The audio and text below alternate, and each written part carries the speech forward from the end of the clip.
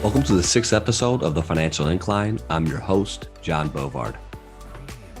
On this episode, I'm thrilled to be joined by Rocky Boiman. Rocky is an 8-year NFL veteran, Super Bowl champion, color commentator for ESPN, and radio host at 700 WLW. Being born and raised in Cincinnati, Rocky is more than familiar with the importance of community and family. Join us in listening to Rocky discuss his early money memories, playing as a captain and linebacker at the University of Notre Dame, overcoming adversity throughout his NFL career, the early financial lessons that helped him throughout his playing days, and finally transitioning from the NFL to his role within the sports and media world. We get into Rocky's book titled Rocky's Rules, which are a set of rules and standards that he uses to live by. I hope you enjoy. Welcome to the Financial Incline with John Bovard. John is the owner of Incline Wealth Advisors. All opinions expressed by John or any podcast guest are solely their own opinions and do not reflect the opinions of Incline Wealth Advisors. This podcast is for informational purposes only and should not be relied upon for investment decisions. Clients of Incline Wealth Advisors may maintain positions in securities discussed on this podcast. Hey, Rocky, thanks for joining me today. John, happy to be here, buddy. How are you? I'm doing well. So, many of your listeners probably know, many people tuning in are from the West Side or from GCL schools. But for those that might not know, if you wouldn't mind kind of telling us about your childhood and growing up, and then your transitioning into the NFL. Yeah, so I was born and raised on the West Side in, I guess it would be Montford Heights or Dent, if anybody knows where Dent is. And grew up there, played a bunch of sports all growing up. And then in high school, went to St. Xavier High School, where I played football, baseball, track, and some other things. And then was blessed. I got the opportunity to play football at the next level. I got a scholarship to the University of Notre Dame, which was my dream school that I always wanted to go to. I told my second grade teacher that I was going to go to Notre Dame and I was going to be a captain one day, and was able to fulfill that, which was pretty neat. So played there, got a degree there, and then I got drafted in 2002 in the NFL by the Tennessee Titans in the 4th round. I played 4 years there, 2 years then with the Colts, including a Super Bowl championship with the Colts in 06, and then I had a year with the Chiefs and a year with the Steelers. And then after I got out, tried a variety of things. I got involved in politics. I was a Green Township trustee for about 3.5 years. Did some business things. I ran my own training academy, and which was great. And now I am a radio host on 700 WLW, the Eddie and Rocky Show, 3 to 6 Monday through Friday, and then also a color analyst for college football for ESPN. I've been doing that about 6-7 years. Okay, well, that's fantastic. I appreciate you, kind of taking us through your upbringing, and obviously enjoy listening to your show on the radio. So. This is a podcast about money, interview business owners and athletes, former athletes.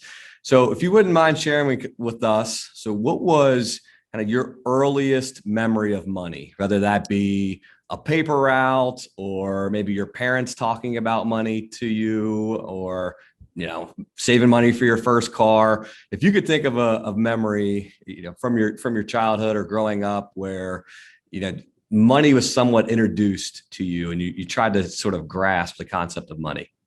Well, first of all, since I'm a West Side German, I'm tighter than hell, right? Like all us West Siders, we still frugal. Got our first communion money, right? Like right, that's right.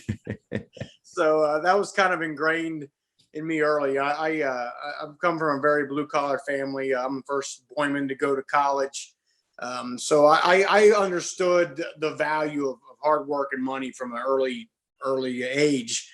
And, and I think I just kind of saw from my dad, who was working manual labor jobs, that when you're working that hard for your money, you don't waste money. You don't waste it on things like that. So, I mean, we didn't do a ton of like going out to dinners. I can probably count on one hand how many times we went to a place and sat down and ate dinner. We'd always get it and bring it back home. Right.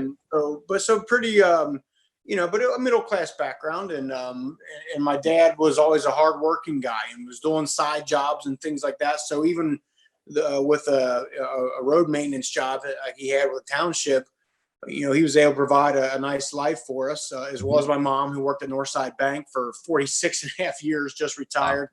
Wow.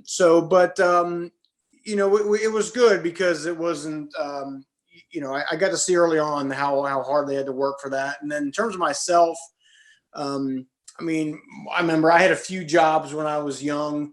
The one I remember, and that was the most valuable, was I worked at it was called the Okeana Quick Stop. My senior year of high school, we moved out to Okeana, which was a million miles from St. X. Right. And right near my house was this little gas station Quickie Mart thing called the Okeana Quick Stop. And I worked for $5.05 an hour. And man, I thought I was just hauling it in, man. You know what I mean? It was like, back in 1997, I was like, oh my God, you get the paycheck. And it's like, oh my God, it's like $60. What am I going to do? Yeah, so, great. But I guess that overall, John, that's kind of my thing is I've always valued money, taught to save and that sort of thing, which really, really helped me when I got into the NFL. And now all of a sudden I'm 22 years old and making a fairly significant amount of money. I had a good base, a good understanding of, okay, you don't waste, because I saw it every day with my parents. My parents weren't buying heavy things and wasting it. So I think that really, really helped me at that level.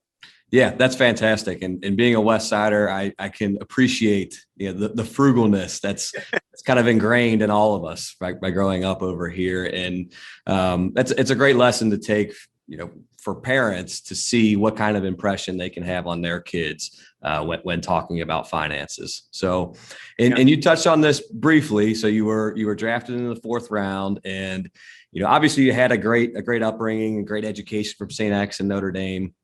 So how, you go from making nothing to now you're a 4th round draft pick and you're signing an NFL contract. What were some of those, as you get those first paychecks coming in, what were some of the things that, either financial lessons that were kind of going through your head at that time? I was, and again, I think I'll credit upbringing and good parents. I was, even right away, I was still pretty frugal when I was making good money. I'll distinctly remember I had to get an apartment, and I went to Rooms to Go, down in Nashville, Tennessee, because I needed to get a couch and a bed and all that. And they sell everything, right? The whole room. Mm-hmm. And I remember calling my parents and saying they want $2,000 for all the bed, all this furniture. And my mom's like, you got to do it. You know what I mean? Like, I can't spend $2,000. You know what I mean? So it was kind of a funny thing, but I think valuable as you saw other teammates of mine really, really going after it and mm-hmm. going hard with it. I saw that. I do want to say this, though, because I get asked this question a lot, just about, you're around guys that are, money, and you see a lot of horror stories of NFL players that are broke and all that. And in my experience, yes, guys would waste money on stupid stuff and gold chains and all that. But to me, it was always the biggest thing was the families. Right. The families of some of these guys would just bleed these kids dry, man. And, mm-hmm. They all want to come to a game. Well, you're buying your own tickets. That's $100 a pop. So if there's 20 people coming to the game, all of a sudden, boom, there's $2,000 just like that.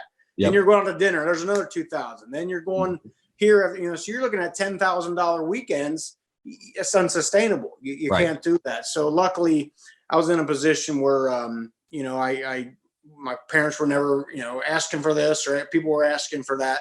Right. So just that transition, I feel like I had a good base. I didn't even have a credit card until I got out of the league. I mean, I did everything on a debit card and, in cash, just so I could kind of understand it. And I think I did. Look, I bought some stupid things along the way. Okay. I'll be the first one to tell you, but for the most part, was just because it was my upbringing. It's kind of how I learned.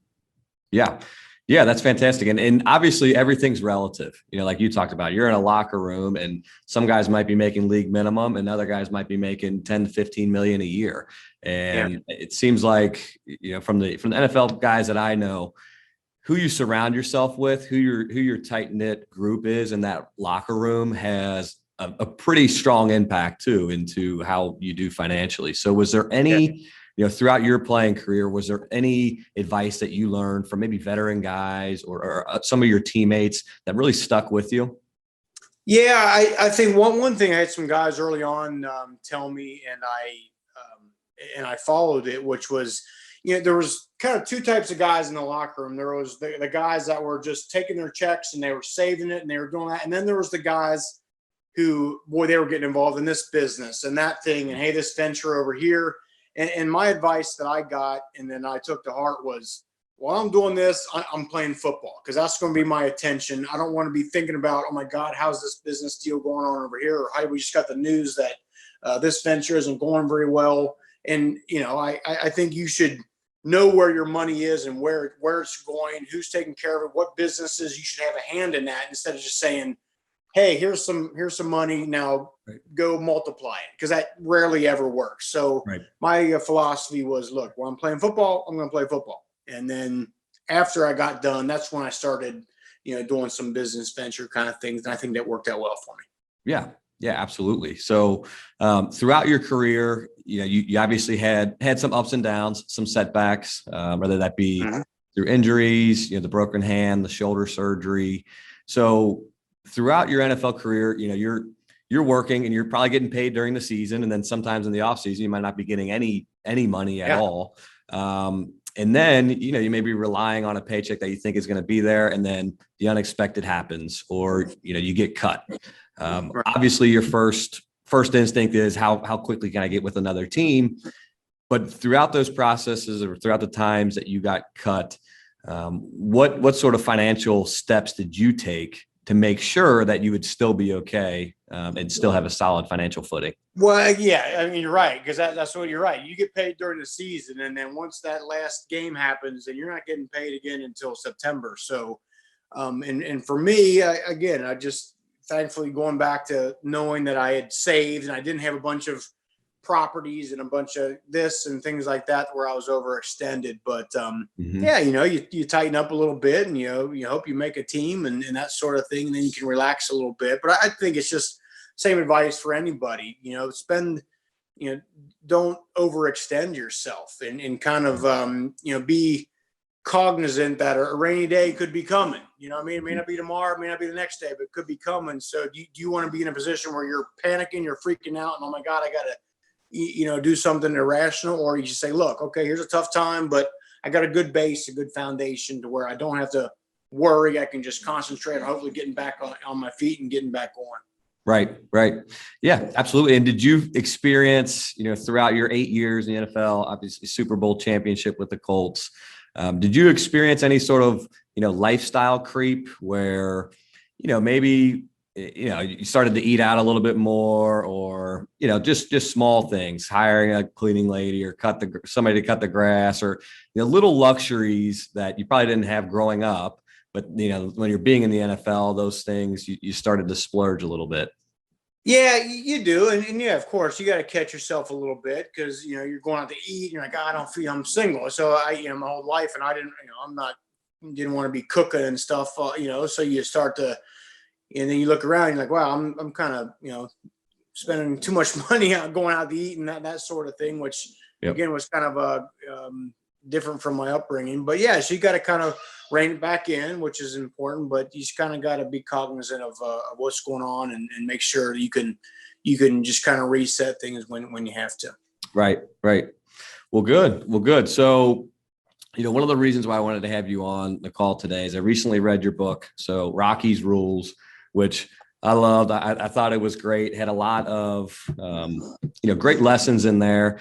Obviously, sports are such a great teacher of life for everyone, and you demonstrated that well in your book. So I know that, one of the things that you said that kind of triggered the idea for the book was, reading Jordan Peterson's book on that as well. Yeah. So as far as, Rocky's Rules and getting something in writing and, getting the self-publishing the book. So what led you to want to do that? Yeah, I just had always been a pretty, I'm a believer that you got to have principles. You got to have foundation for your life, right? You got to kind of draw a line in the sand on some things. And because when distractions come or hard times come, that's when you call upon your base, your foundation. You gotta have those principles. So it's always been important to me. It's always been ingrained in me by my parents, by coaches I've had. all that. So I just kind of, the genesis of the book was just thinking back hard, especially as we're all living in some challenging times right now, right? Right. The world's crazy, countries going nuts sometimes. And so, okay, what are some of those principles? What are the things that were important to me that I think could be valuable for people here? And then also, how did I learn those? And that kind of became the genesis of it.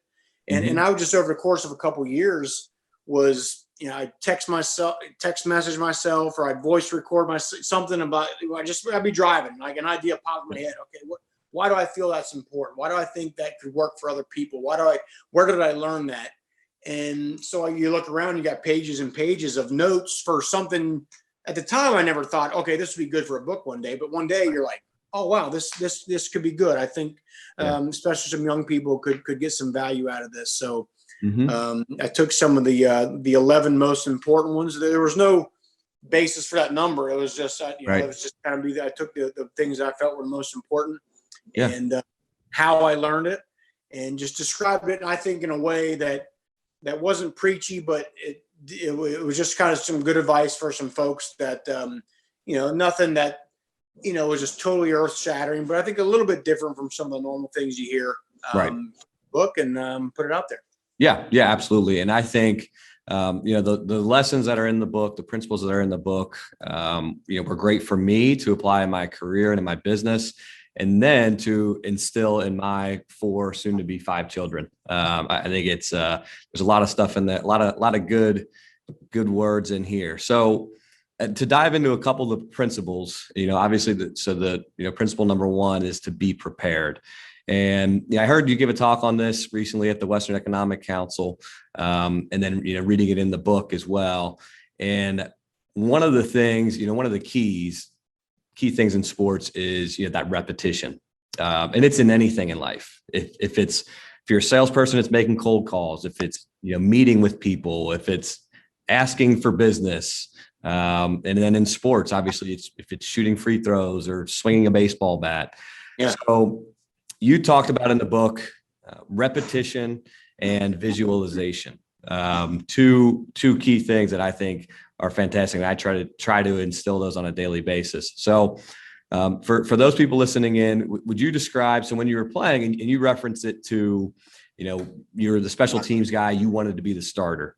Yeah. And you needed the reps and you did the visualization. So what were some of the things that you did on a day in and day out basis on this football field and in the training room to get those reps? And how did you visualize, where you wanted to become?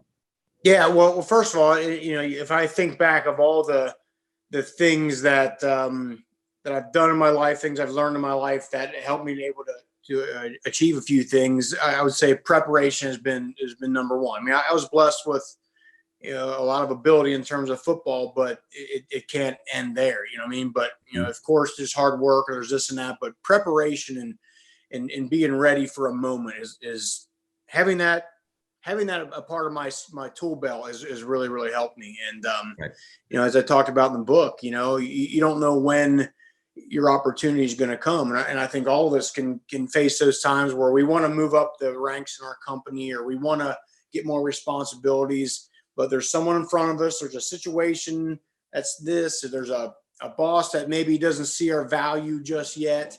So you can get frustrated, right? And you say, you're like, why am I doing this? I'm kind of banging my head against a wall here for no results here. It would be easier just to kind of drop that thing into cruise control and just kind of go about. Right. But I've often found that when you do that, then all of a sudden when that opportunity does come, and you're not prepared, you're not ready, you haven't, your sword isn't sharpened, then the opportunity comes and poof, you blow it, and then you never get it again. So I just thought it was good for folks that are maybe frustrated out there with where they are in their careers, because that was me. I mean, I was a guy. I mean, even in the broadcasting world, I did 3 years of sideline analyst stuff. Before I got back in the booth last year. Right. And there was times where I was like, man, hell with this. I don't like this role. I'm not utilized enough in this role. What's the point? But then just looking back at my life, I thought, okay, this is, if you live by this, you got to really live by it. And preparing, being ready for when your moment does come. So Mhm. I just think that's especially for kids too, that, you're second string on a team, you're third string on a team, and you're like, I'm never going to see the field. Well, you will. You will see the field. You will get that opportunity. That's not the question. The only question is, what are you going to do with it when it comes? Are you going to waste it because you've been kind of moping around and all that? Or are you going to take advantage? Right.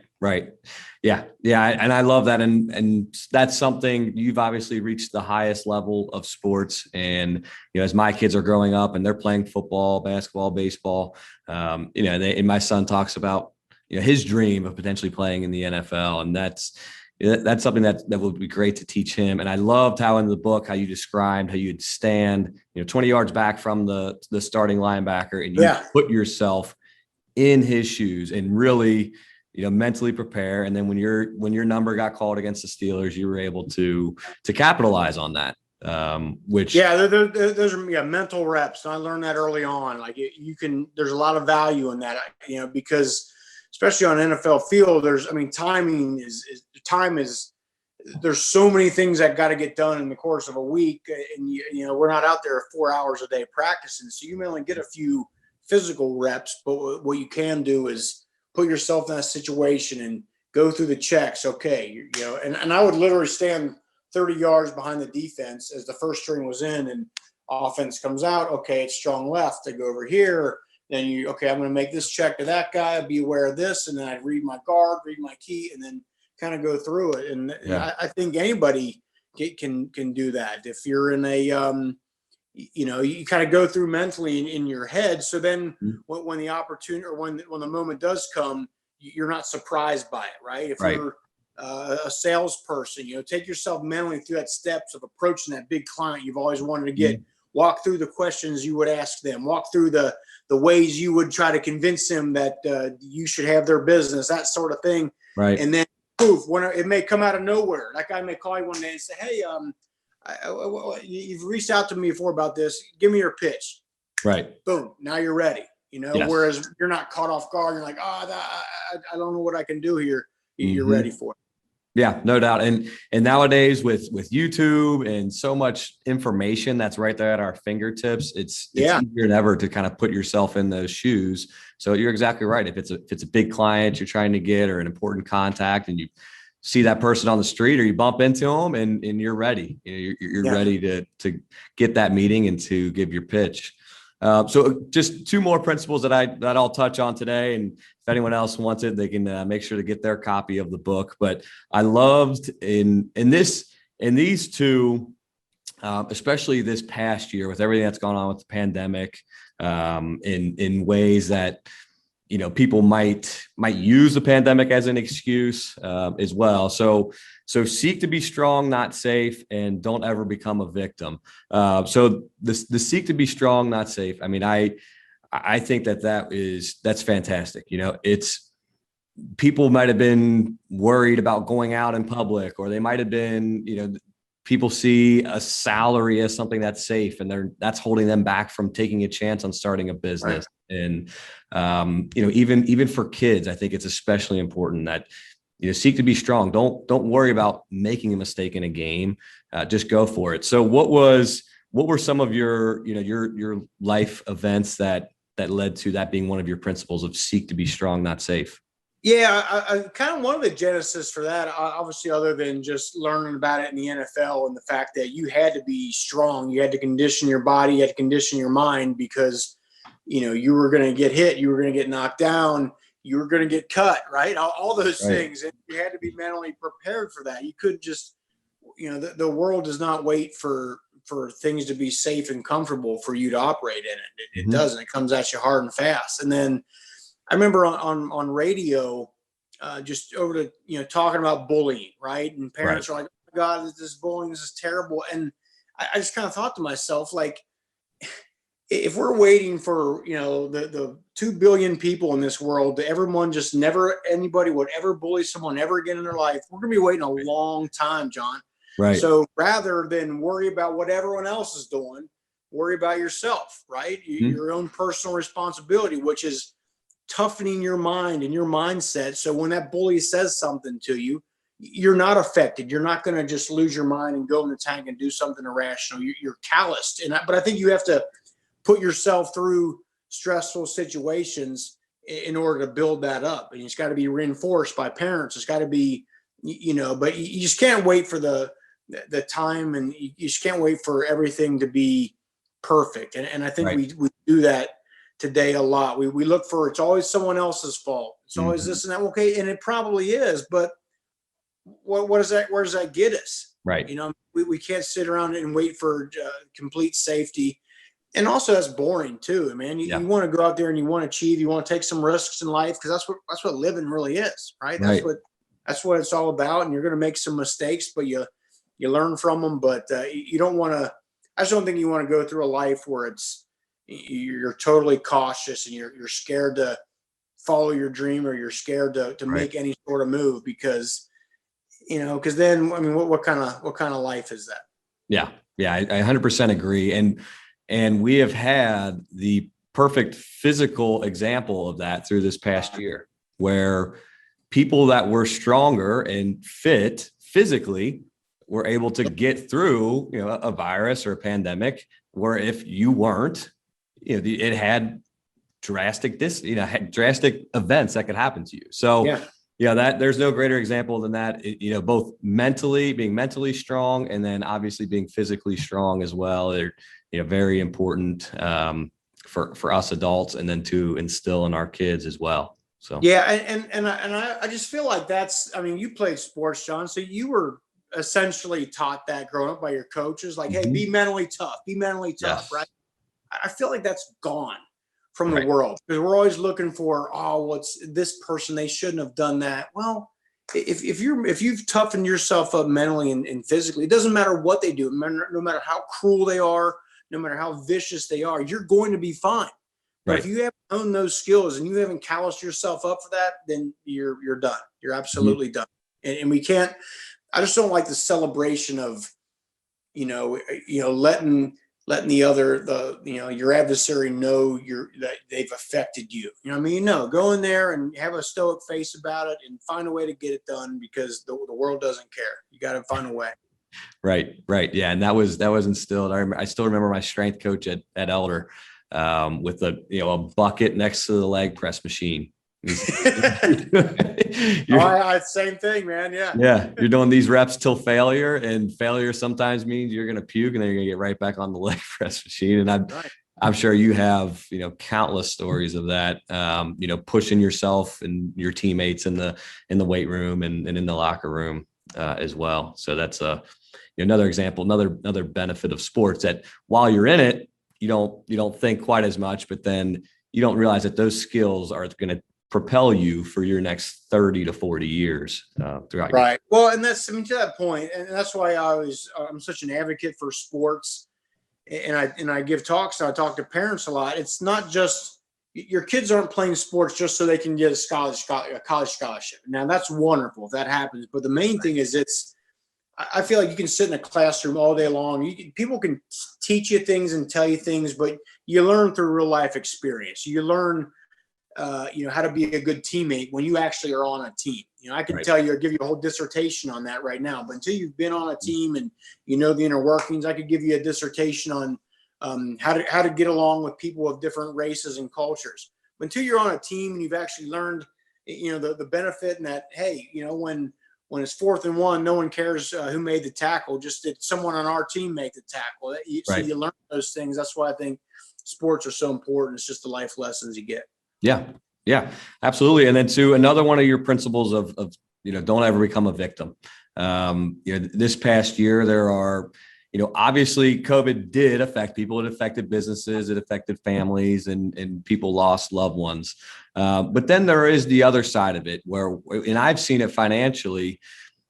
People now have more money in savings than they've ever had before. The stock market earned from the last year, over 18%. So it's things like that where, yes, this had a very negative impact on people, but then there's the flip side of things where it's the polar opposite. Maybe people's business have done better than ever, If you're in the cleaning supply business, if you're, selling pools or boats, people are buying those up like crazy.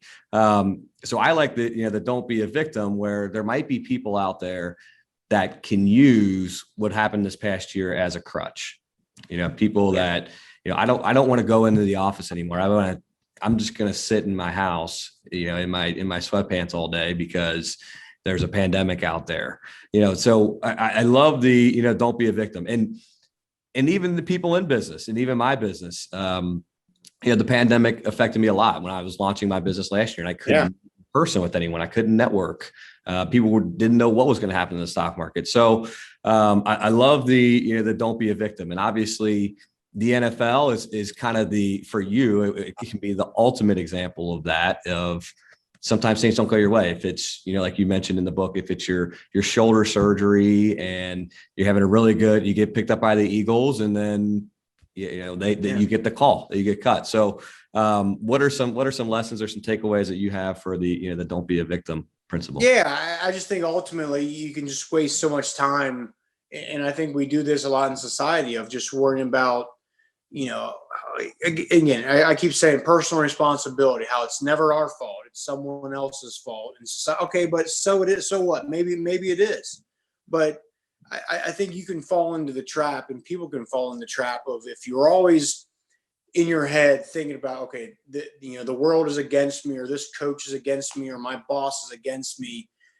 At some point, you're going to go to yourself, whether you know it or not. You're going to say, well, why should I even try? If the system is rigged against me, if the whole world's against me, then why even try? And then you're not being your best. I think we do this a lot, through a lot of things in schools and whatnot today, where we're telling kids, well, this is just kind of the way the system is right now. And rather than saying, hey, maybe it is, but you got to go out and deal with it. And whatever your excuse is not going to matter ultimately what it is. You got to go out there and find a way to get it done. And again, I just think a lot of time can get wasted by worrying about is this person's fault, or is that person's fault, and you're not bettering yourself, and you're not looking in the mirror and saying, right, and the times there was things I could have done better, that, and even if things are even if it was some circumstances out of your control, that's life. You can sometimes do everything right and not win, or not get the result you want, but that's just life. And you can't let that, bog you down. You got to find a way to get back up and keep going. Yeah. I love that. And that's it's a great lesson to have, a great mentality to instill both in ourselves and in our children. And you spoke very well about that. And so Rocky, I appreciate the time. So for anybody out there that's looking to follow you, to listen to you, to grab the book, where's the best place where they can find you and get connected? Yeah, well, you can follow me on Twitter, of course, at Rocky Boiman 50. But then I'm on 700 WLW, the Eddie and Rocky Show, 3 to 6 Monday through Friday. And then here, once football starts in the fall, I'll be doing some games somewhere on the television there. Check me out there. And then my book, it's on Amazon. It's called Rocky's Rules. And it's like $20. It's a pretty, good gift for a graduate or anything like that. And yeah, man, I'm around town. I'm not going anywhere. I'm I'm still on the west side. I'm on Harrison now, but I'm still getting around, man. So John, it was a pleasure meeting you the other day, man. And I give you a lot of credit, like, just a little bit learning your story about starting your business and putting yourself out there at the worst time, right? Of COVID. And there was nothing you could do. You could have very easily said, oh my God, well, I tried to do this and then it was COVID, this and that, but no, where would that have got you? Nowhere. Right. But you found a way, and I can sense in you that you get it, man. And it was a pleasure meeting you, and I wish you all the best. Thanks, Rocky. I appreciate that. And keep being a good role model, a good example of things to strive for. So if you haven't gotten it yet, go out, get Rocky's book, tune in to 700 WLW, give it a listen. And I appreciate the time today. John, thanks, buddy. Thanks, Rocky.